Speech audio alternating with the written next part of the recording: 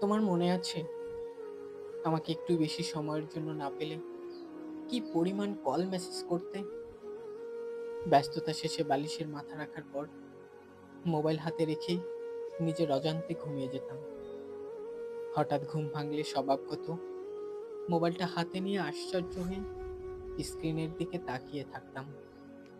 একটা মানুষ কতটা চিন্তিত হয়ে পড়লে এত কল এত মেসেজ দিতে পারে। এখন দিনের পর দিন পার হয়ে যায়, মোবাইলে প্রয়োজন ছাড়া রিং বাজে না। কেউ আমাকে না পেয়ে কল মেসেজ দিয়েই যাচ্ছে, এমন ঘটনাও আর ঘটেনি। বালিশে মাথা রাখলেই ঘুমিয়ে পড়ার অভ্যাসটাও তোমাকে হারাবার পর হারিয়ে গেছে।